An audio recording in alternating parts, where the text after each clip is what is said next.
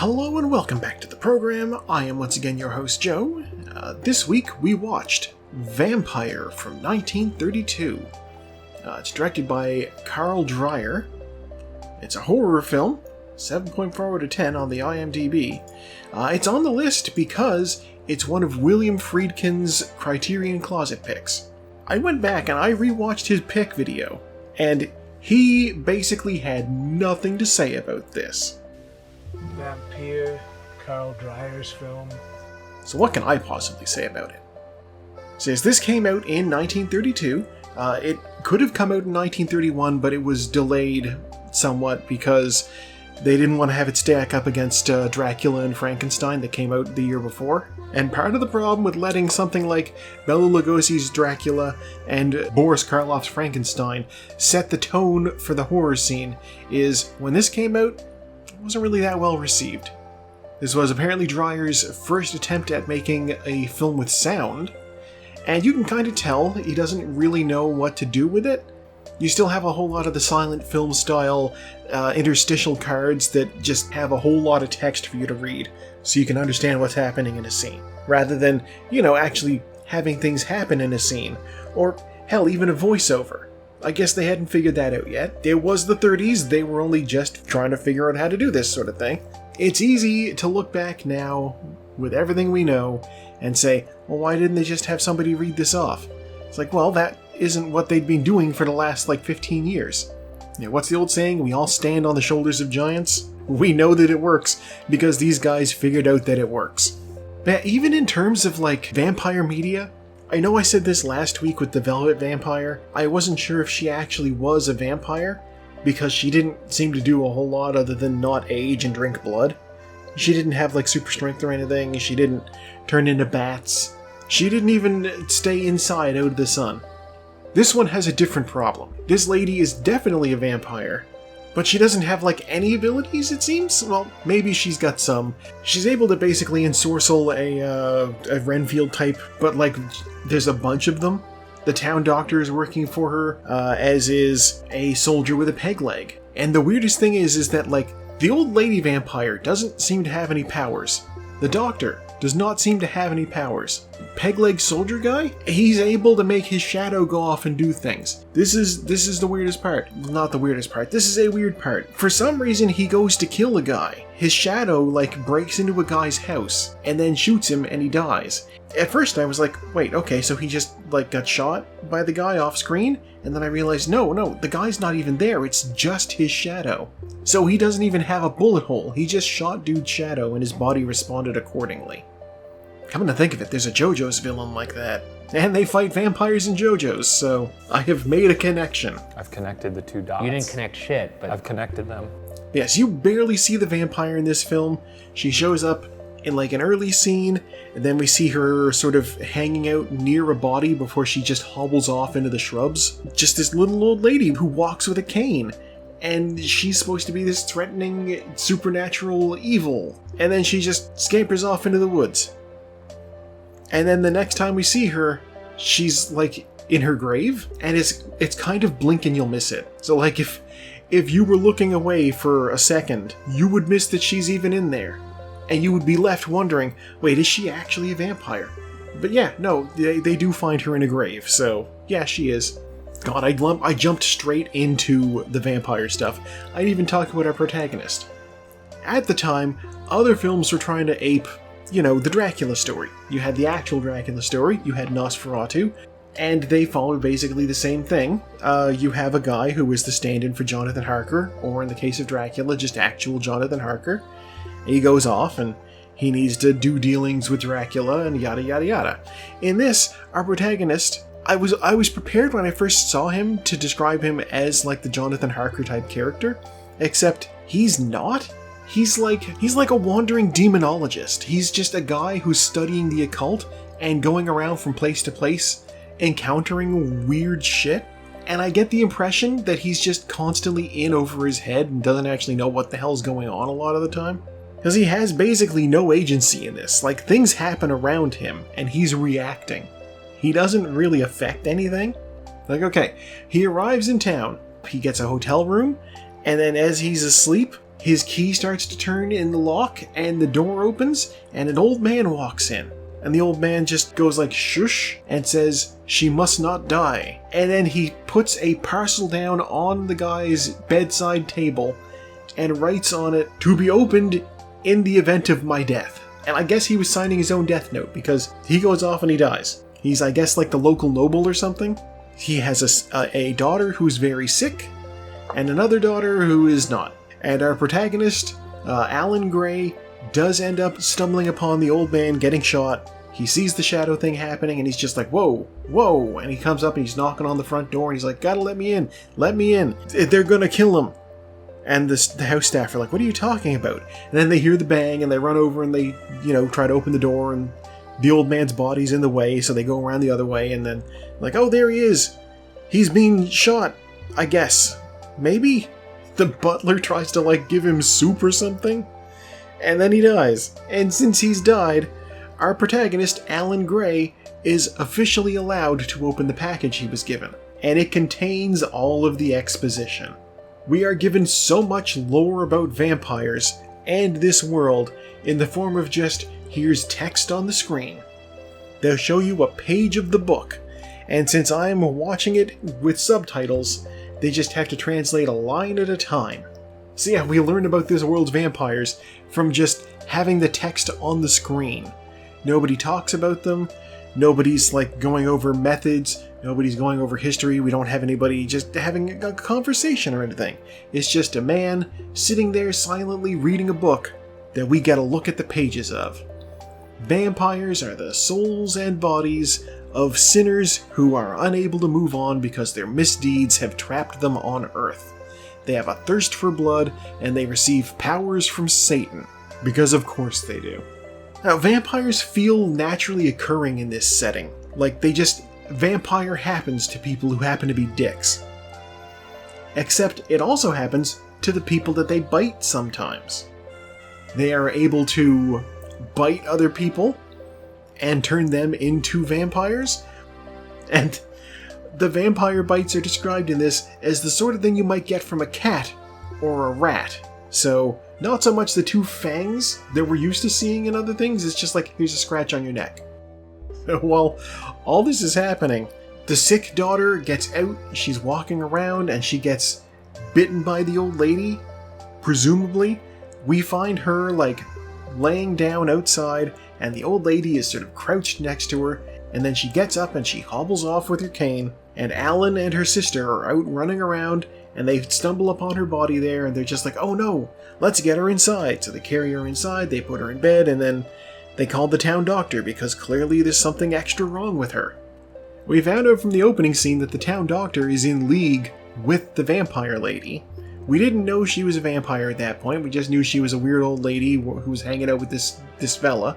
And so when we come back to, here's that fella again, and he's the town doctor, we're like, okay, things are coming together. Things are beginning to slide into place.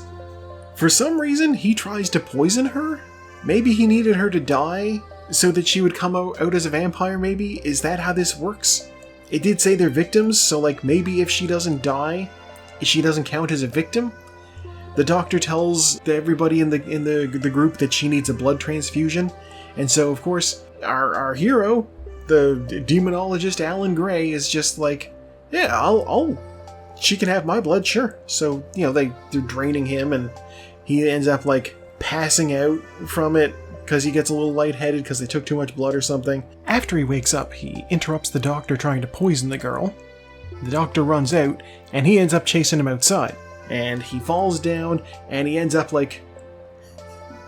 this is the strangest thing. Just unexplained, all out of nowhere. He just has a seat and decides to astral project. So his body is just sitting down on this bench, and then his spirit gets up and takes a walk and starts investigating the vampire's hideout. Except he doesn't know it's the vampire's hideout, it's the doctor's hideout, so he's just following the doctor, I guess. Because he knows, he saw the doctor with these other folks, so he knows that something's up with this guy. He doesn't even need to really investigate. Everything's in the book. The book names the vampire. He just, by flipping through the book more, he's like, okay, this is the name of the person. This person's rumored to be a vampire. Sure, that's probably her then.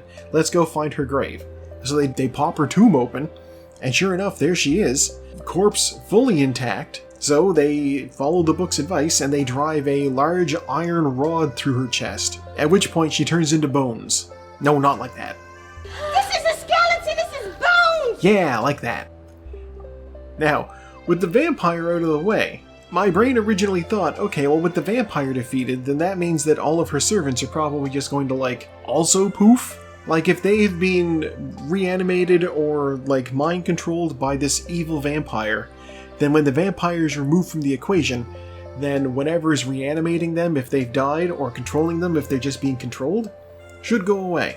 But no, they're still bad, I guess. And so, in order for them to face comeuppance, inexplicably, the spirit of the guy that was shot by the peg-leg soldier's shadow, this is so convoluted, his ghost shows up in the windows, some flashy stuff happens, and, like, I guess his ghost, like, trips the peg-leg guy and he falls down the stairs and dies. So that just happens. It happens off-screen. We hear a door, we hear a bunch of thuds and a scream, and then we get to the bottom of the stairs where the doctor has walked down, and there's the guy's corpse. It's like, okay. We never learned his name. We don't know anything about him, other than that he's got a peg leg, and now he's dead. The doctor, I guess the ghost can lock doors? The doctor is buried under flour. He steps into a mill, the door closes, and just flour piles up on top of him until he suffocates. This is extra stupid, because the door is a grate. He can just put his mouth to the grate and breathe through that.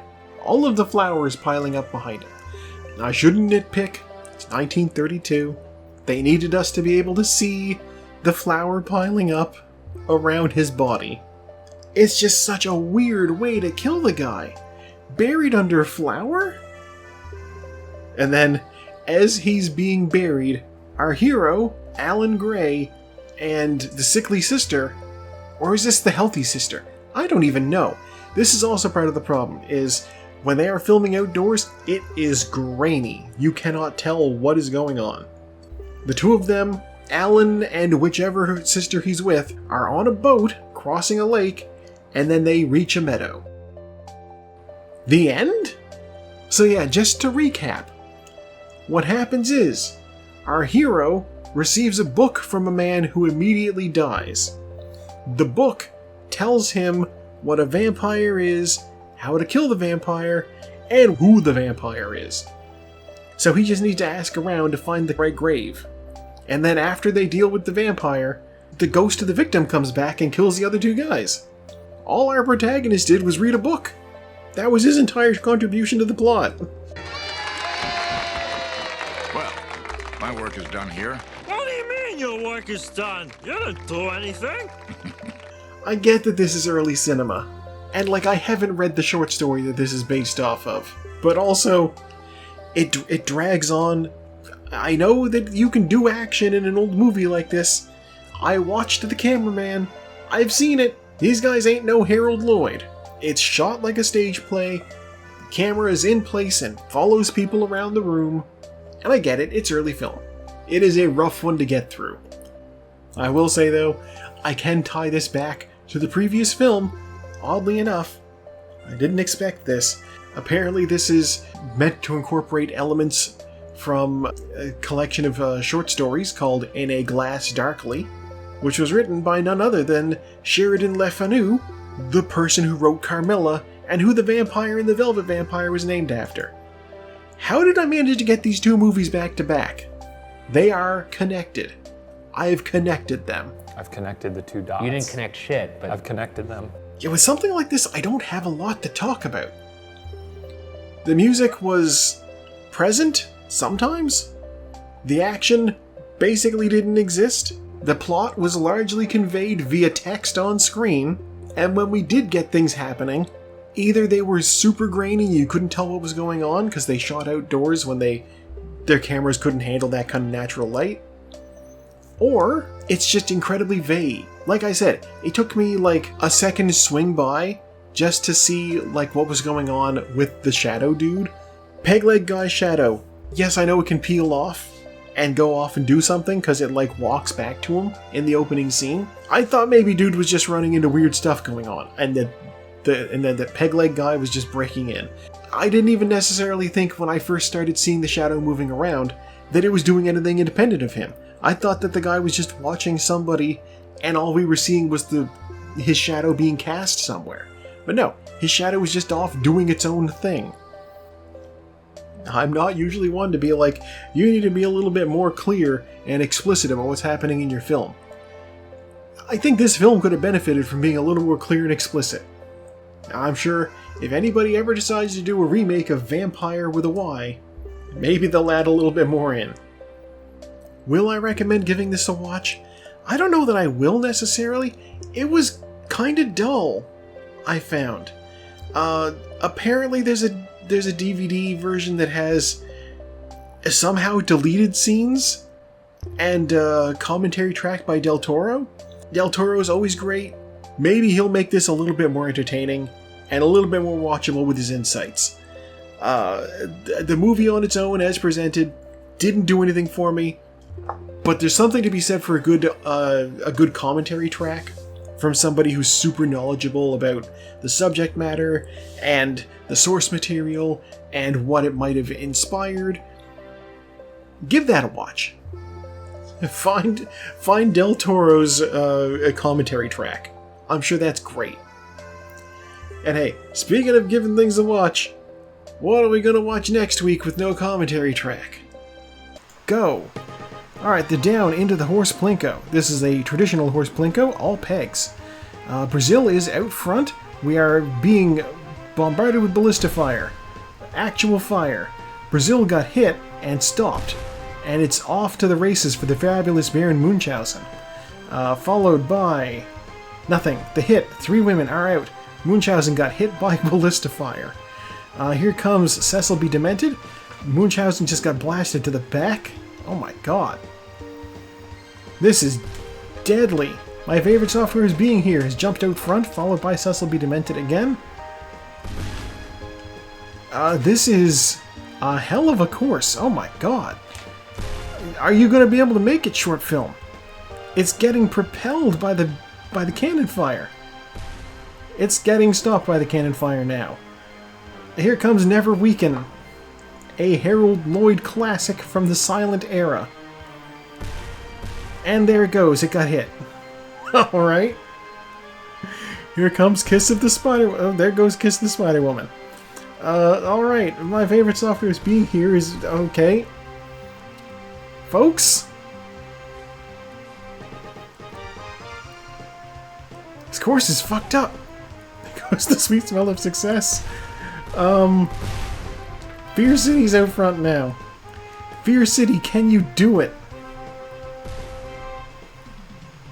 It got hung up again. Alright, Fear City out front still. Teorema is in second place, but it's just sort of rolling around. I hope this whole course is at somewhat of an incline. Because otherwise, we are in for a long one. There goes the fabulous Baron Munchausen. And then back again. And then forward and then back. There's Never Weaken. Stopped. It hit another explosive and off into the abyss.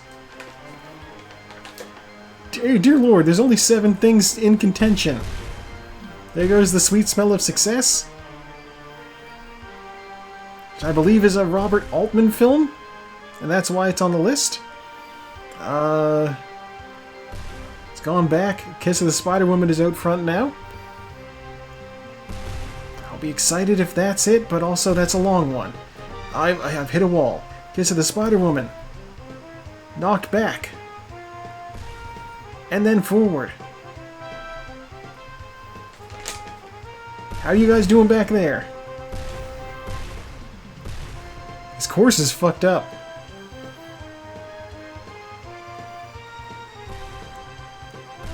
Who designed this? Whose idea was this? There goes Kiss of the Spider-Woman.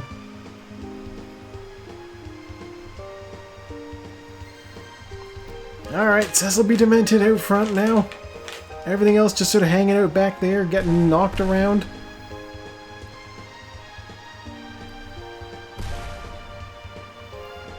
It is. Dear God.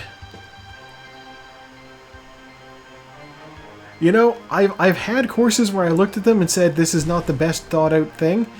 I think this is the first time I've looked at one and said this is just kind of bad. Like, we're not making progress. Here comes my favorite software is being here. And there's so many explosive barrels in the way. Well, you know what? I guess they can set each other off, so this sort of works out.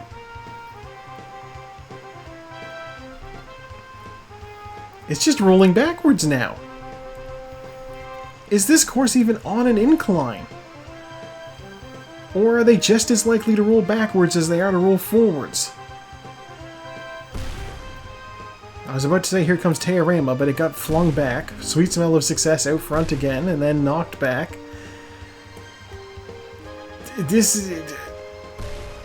Cecil be demented? Fear City?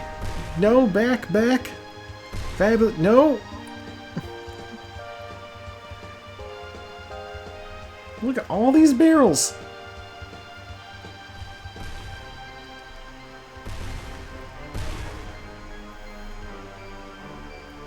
You're doing okay there, Fear City. It's been... okay, alright. It's making some headway. It's being pushed.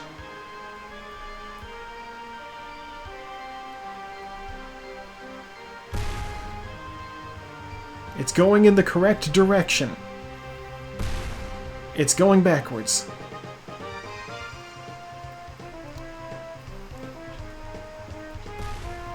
Cecil be demented. Fear City. Fear City. It just backed into that and did not get pushed forward. Unfair.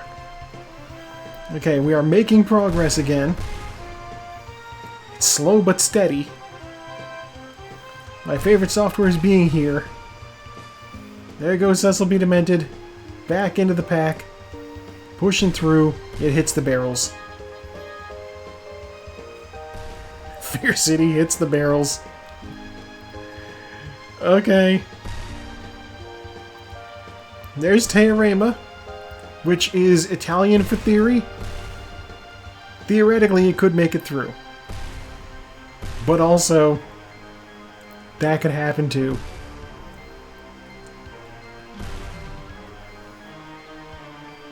It's getting pushed, but there are explosive barrels in the way.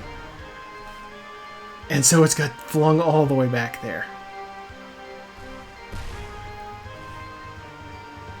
Part of me wonders if I should just zoom ahead and see how long this course is. We've been... oh god, there's a timer at the top. It's been 6.5 minutes. There goes Fear City. I can see the end. The end is in sight.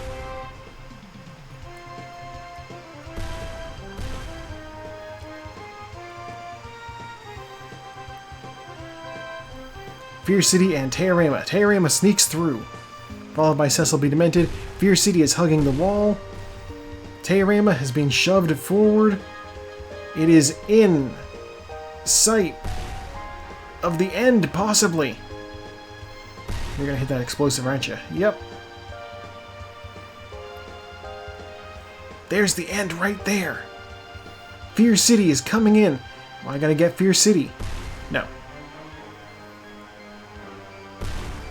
It's Teorema. Is Teorema gonna be our winner?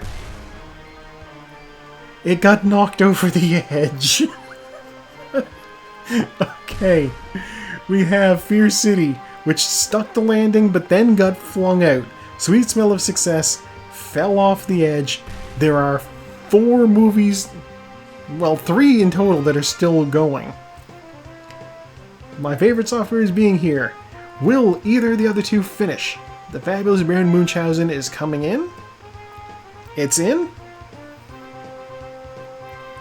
Which just leaves Cecil be demented, which, given the length of the course, the fire might not catch up to it before it gets down here.